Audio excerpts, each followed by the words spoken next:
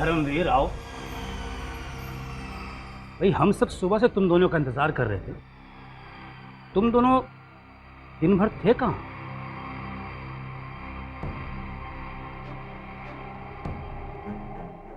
हम दोनों किसी जरूरी काम से गए थे। क्यों? अगर बुरा नहीं मानो तो क्या मैं कुछ पूछ सकता हूँ? क्या जरूरी काम था? अब हम तुम्हारी बात का थोड़ा ही बुरा मानेंगे, है ना धर्म? तो फिर बताओ, तुम दोनों सुबह से क्या कर रहे थे? हम भगा रहे थे, घोड़े भगा रहे थे। आज पहली बार हमारी कैद से एक बागी श्रमिक भाग गया। क्या तुम्हें इस बारे में कुछ पता है? नहीं पिताजी, हमें इस बारे में कुछ नहीं पता। ये झूठ बोल रहे हैं महाराज, इन दोनों ने उसे भगाया है। और तुम ये कैसे कह सकते हो? क्या तुमने हमें कारागार में घुसते हुए देखा है? नहीं। क्या तुमने हमें कैद खाने का दरवाजा खोलते हुए देखा था? नहीं। और क्या तुमने हमें उस श्रमिक को भगाते हुए देखा? नहीं। महाराज, एक अग्नि की तरह हमें इसके बारे में कुछ नहीं पता। आज के बाद अपनी आपसी दुश्मनी को राजनीतिक मसला बनाने की कोशिश कभी मत करना। जयवर्धन। जी महाराज। वो श्रमिक आपकी निगरानी में था, जल्द से जल्द वो वापस कैद खाने में होना चाहिए। जी।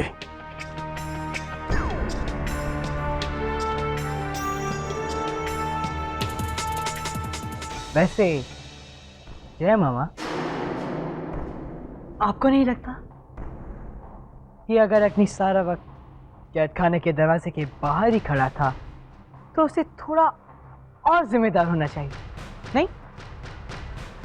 कौन किसके लिए जिम्मेदार है ये बात मैं अच्छी तरह जानता हूं वीर। ठीक है, अब मैं उस बागी को और असली गुनहगार को खुद ही पकड़ूंगा।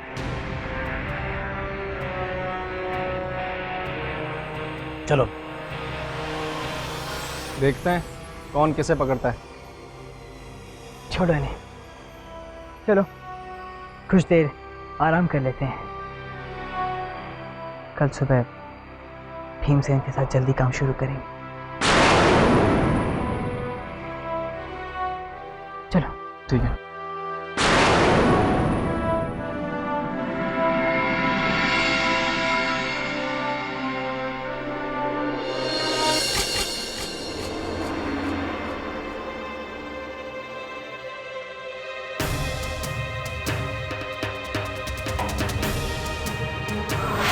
छोड़ो इन्हें, छोड़ो इन्हें।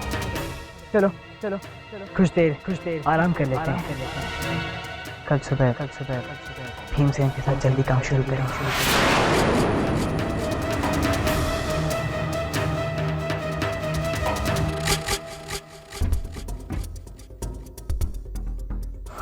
वीर श्रमिकों की बस्ती में मूर्ति बनवाने के लिए गया है।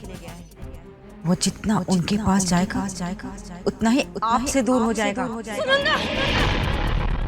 वो जितना उनके पास जाएगा उतना ही आपसे दूर हो जाएगा। मेरा मुंह तो बंद कर सकती हैं आप रानी, लेकिन एक दिन जब वीर का खून बात करेगा तब क्या करेंगे? आखिर वीर एक श्रमिक है, आर्यव्रत नहीं। उसे नदी से उठाकर आपने अपनी गोद में रखा था। उस दिन ये सच्चाई आपको भी मालूम थी कि एक न एक दिन वीर उनके पास हमेशा के लिए चला जाएगा। नहीं।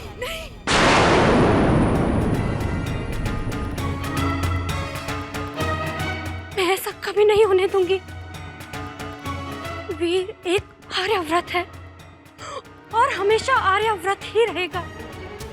अब मैं उसे उन श्रमिकों के पास कभी नहीं जाने दूंगी, कभी नहीं जाने दूंगी।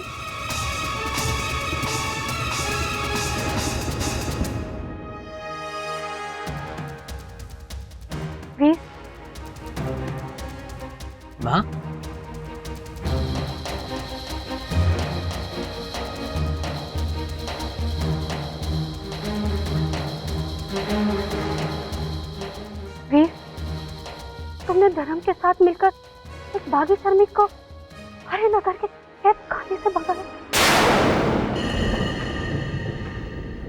माँ वो मैं नहीं चाहती कि तुम आज के बाद उन श्रमिकों की बस्ती के पास भी जाओ। पर माँ वो बस, मैं नहीं चाहती कि तुम मुझसे कहीं दूर भी जाओ। माँ मैं वहां अपने लिए नहीं, धर्म के लिए जा रहा हूं। बस एक बार महाराज को ये दिखा दे कि धर्म आर्यनगर का सिंहासन संभालने के काबिल है, तो बस हमारा काम खत्म।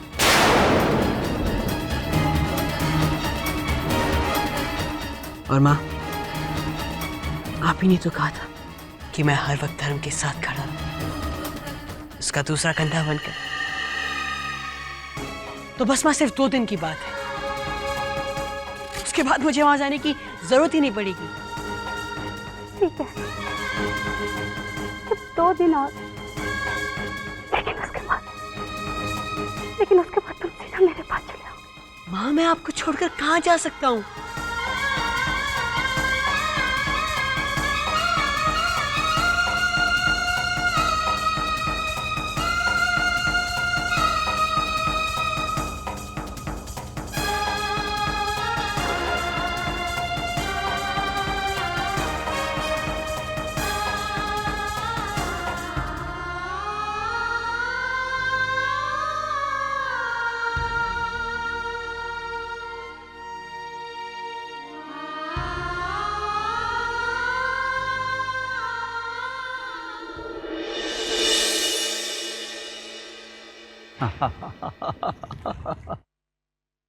आओ धर्म, हम अभी आप ही के बारे में बात कर रहे थे। क्यों? अब हमने क्या किया? जब से आपने स्तंभ बनाने की जिम्मेदारी अपने कंधों पर ली है, हम आपसे बहुत खुश हैं। अब हमें यकीन होता जा रहा है कि 2 सालों बाद आर्यनगर को हमसे भी बेहतर राजा मिलने वाला है। अरे नहीं पिताजी, आपसे बेहतर तो कोई हो ही नहीं सकता। हमें लगता है कि अब धर्म के लिए हम एक प्यारी सी राजकुमारी की खोज अब शुरू कर देनी चाहिए। वैसे वो काम बहुत मुश्किल है माँ। वो क्यों? क्योंकि आपसे कम हमें तो कोई चलेगी नहीं, और आप जैसी राजकुमारी ढूंढना तो बहुत मुश्किल होगा। क्यों पिताजी? हाँ हाँ, अगर कोई ऐसी राजकुमारी तुम्हारे सामने आ जाए जो एक ही नजर में तुम्हारा दिल जीत जाए, तो फिर देखते हैं। माँ, हमें नहीं लगता कि ऐसी कोई हो सकती है। देखते हैं फिर। ठीक है, फिर देख लीजिए।